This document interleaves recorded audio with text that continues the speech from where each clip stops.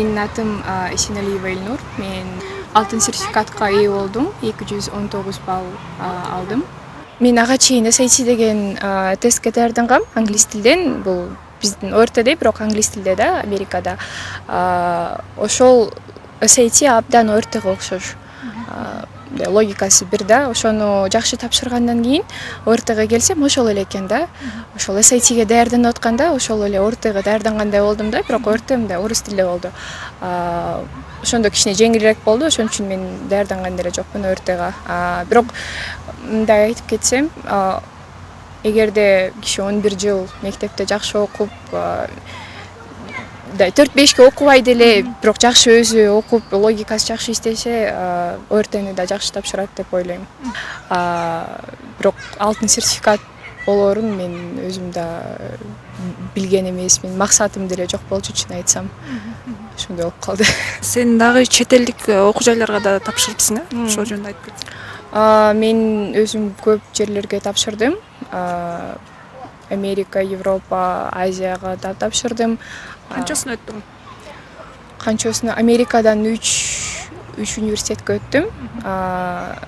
Европадан Венгрияга 2 университетке өттүм. Андан тышкары Азияга дагы 2 университетке өттүм. Кайсы багыттар боюнча? Баары инженерия. Өзүм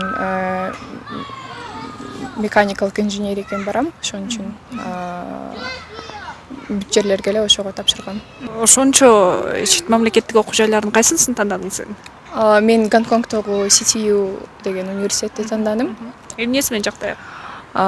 Бул университет топ 50 университеттерге кирет. Дүйнө жүзү боюнча ошонусу мага жакты. Андан тышкары да жакшы грант беришет, стипендиясы да жакшы, бүт шарттары бар. Мен инженерия тармагын тандадым, анткени бизде Кыргызстанда ал тармак канча деле өнүккөн эмес.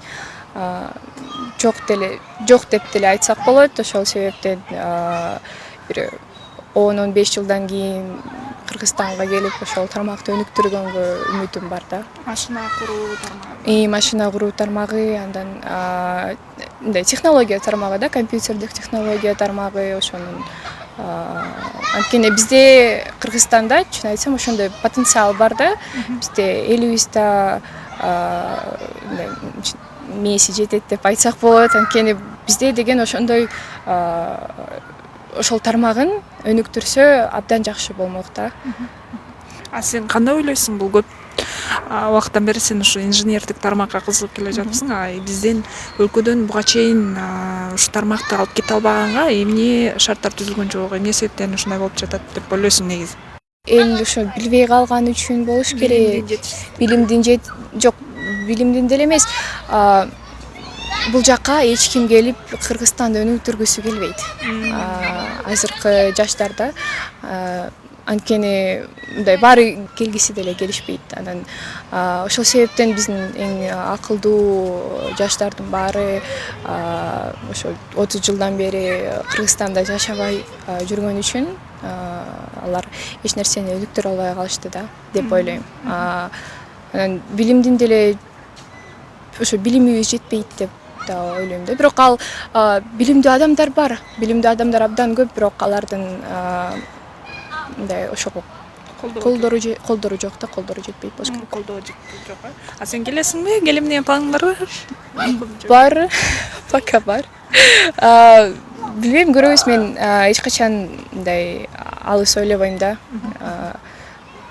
Гонконгдон көрөм. Ошол окуусу кандай болот, мисалы, ошол окуусу балким бияка келип ошону дагы өнүктүрсө болот деп анан. Бирок мен келгим келет, мага Кыргызстан абдан жагат. Кыргызстан сонун өлкө. Мен абдан жакшы көрөм мекенимди, ошон үчүн. Анан мен да ойлойм, чет өлкөдө биз өзүбүздүн мекенибизди эч качан таба албайбыз. Анткени чет өлкө баары бир чет өлкө болот. Канча жыл ошол жерде жашабасаң, мындай Кыргызстанды сагынып жүрөсүң го деп ойлойм да, ошон үчүн кайткым келет. Сен бул ийгиликтериңди укканда ата-энең кандай сезимде болуш, кандай кабыл алышты? Менин ата-энем абдан кубанычтуу. Анан алар күттү эле сенден? Алтын сертификаттыбы? Жок, негизи. Ооба, менин ата-энем дайыма колдоп жүрөт. Бүт мен чет өлкөгө өтөм дегенде алар макул, кел англис тилде оку, анан муну кыл деп мындай колдошту да. Эч качан ал сага эмнеге керек, анан акчабыз жок да, андай айтышкан деле жок. Мындай макул, максатың бар болсо ошого бар деп айтышты.